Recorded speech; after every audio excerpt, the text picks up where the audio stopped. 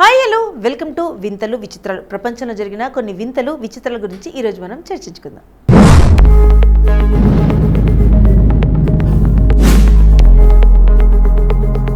మహిళలు అనుభవించే గృహహింసకు వేధింపులకు చాలా వరకు చిన్నారులే మౌన సాక్షులుగా ఉంటారు. అమ్మను నాన్న నిరంతరం వేధిస్తూ కొడుతుంటే బిక్కుబిక్కుమంటూ చూస్తారు. చూసి కొంతమంది తిరగబడతారు. ఖబర్దార్, అమ్మ మీద చేయి వేస్తే అంటూ అమ్మకు అండగా నిలబడతారు. అమ్మ మీద దెబ్బ పడకుండా కాపాడుకుంటారు. అవసరమైతే 4 దెబ్బలు కూడా తింటారు. ఈ విషయంలో అబ్బాయిలతో పోలిస్తే అమ్మాయిలు మరింత వేగంగా స్పందిస్తారు. కానీ చివరికి ఆ అమ్మ ఇంకా తనకు లేదని తెలిస్తే ఏం చేయాలి, ఏం చేస్తారు?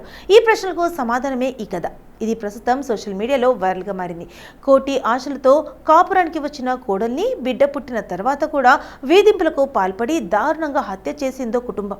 కానీ దీన్ని ఆత్మహత్యగా చిత్రీకరించాలని ప్లాన్ చేశారు. కానీ 5 ఏళ్ల చిన్నారి సాహసంతో వారి పథకం పారలేదు.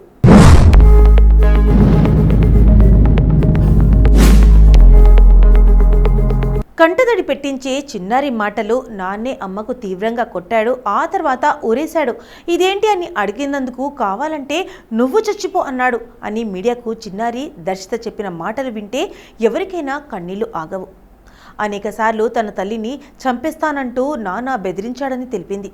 అంతేకాదు, ఇంకోసారి మా అమ్మను ముట్టుకుంటే మర్యాదగా ఉండదని తాను ఒకసారి నాన్ను ఎదిరిస్తే మీ అమ్మ చచ్చాక నీకు అదే గతి పడుతుందంటూ తనను కూడా కొట్టేవాడంటూ దీనంగా చిన్నారి చెప్పిన వైనం అందరినీ కలిసివేసింది. దీంతో తికాంగఢ్ జిల్లాకు చెందిన మృతురాలి తండ్రి సంజీవ్ త్రిపాఠి పోలీసులకు ఫిర్యాదు చేశారు. అత్తమామలు తన కుమార్తెను బాగా వేధించేవారని ఆరోపించారు. తన కుమార్తె సోనాలిని మెడికల్ రిప్రజెంటేటివ్గా పనిచేస్తున్నప్పుడు సందీప్తో వివాహం చేశారు.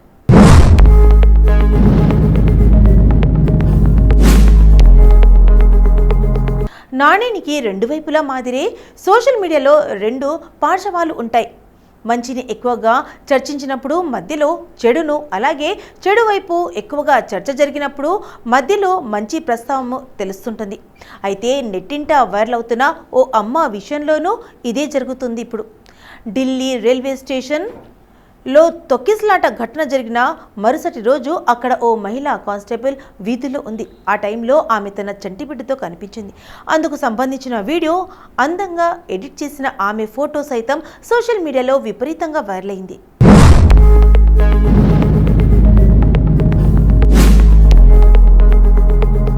ఇక అలాగే ఈ మధ్య అయితే తోపులాట, తొక్కిసలాట ఘటనలు చోటు చేసుకుంటున్నాయి. అలాంటి వారిని నియంత్రించాల్సిన బాధ్యత ఇలాంటి కానిస్టేబుళ్లకే ఉంటుంది.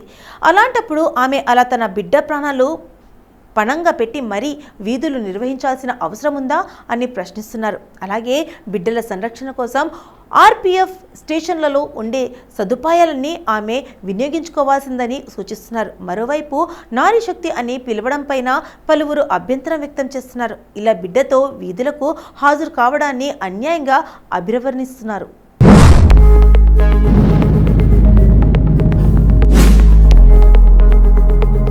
నేను పిలిచి జాబ్ ఇస్తానంటే ఇలా చేస్తారా అంటూ ఓ ఉద్యోగిపై అప్పుడే ఇంటర్వ్యూ చేసిన రిక్రూటర్ అసహనానికి గురయ్యాడు. ఆ తర్వాత ఏం చేశారంటే, లండన్కు చెందిన ఓ రిక్రూటర్ లింక్డ్ఇన్లో ఓ పోస్ట్ పెట్టారు. ఆ పోస్ట్లో తన పగిలిపోయిన కీబోర్డ్ను షేర్ చేస్తూ చివరి క్షణంలో అభ్యర్థి జాబ్ ఆఫర్ను తిరస్కరించాడు. దీంతో కోపం కట్టలు తెచ్చుకుంది. వెంటనే ఈ కీబోర్డ్ను పగలగొట్టినట్లు తెలిపారు.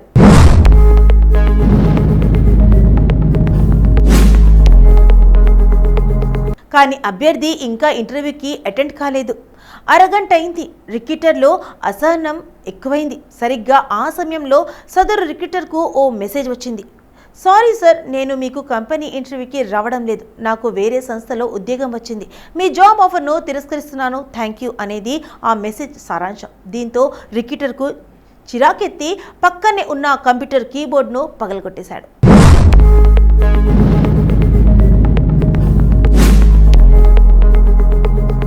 కేంద్ర రాష్ట్ర ప్రభుత్వాలు ఎన్ని కఠిన ఆంక్షలు పెట్టినా, కొత్త చట్టాలు అమల్లోకి తెచ్చిన స్మగ్లర్లు రెచ్చిపోతున్నారు. తమ దొంగ తెలివితేటలను ప్రదర్శిస్తూ పుష్పరాజ్ స్థాయిలో క్రియేటివిటీ ఐడియాలతో రెచ్చిపోతున్నారు. తాజాగా అరకోణం రైల్వే స్టేషన్లో ఆ వివరాలు ఎలా ఉన్నాయో ఇప్పుడు చూద్దాం. మాదక ద్రవ్యాలతో మత్తులో పడి యువత చిత్తవుతుంది. తల్లిదండ్రుల కలల్ని నెరవేర్చాల్సిన పోయి వారు ఊహాలోకంలో పయనిస్తూ మైకంలో తేలిపోతున్నారు.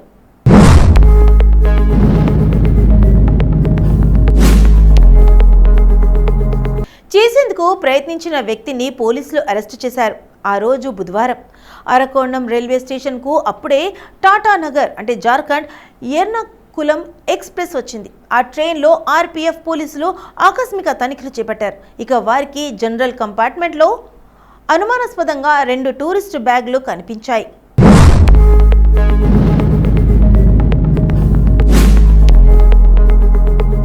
కష్టంతో పాటు అదృష్టం కూడా ఉండాలంటారు పెద్దలు. మనకు అదృష్టం ఉంటే కష్టపడకపోయినా పాస్ కావచ్చు. సముద్రం మధ్యలో ఉన్న ఎలాగో అలా ఒడ్డుకు ఈదుకుంటూ వచ్చేయచ్చు. అంతేకాదు, ఎంత పెద్ద ప్రమాదం జరిగినా చిన్న గాయం కూడా తగలకుండా బయటపడవచ్చు.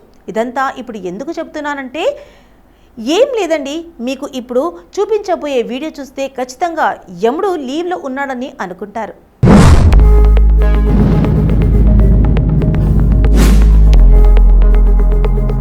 రై రైమంటూ బైక్ పై దూసుకొచ్చిన 2 కుర్రాళ్ళు లారీ కింద పడినప్పటికీ ఎలాంటి దెబ్బ తగలకుండా ప్రాణాలతో బయటపడ్డారు. ఓ నెటిజన్ ఈ వీడియోను ట్విట్టర్లో షేర్ చేశాడు. వైరల్ వీడియో ప్రకారం మెయిన్ రోడ్డుపై ఒక పక్క లారీ, మరో పక్క కారు వెళ్తుంది. ఈ తరుణంలో 2 వ్యక్తులు బైక్ పై రై రై అంటూ దూసుకొచ్చారు.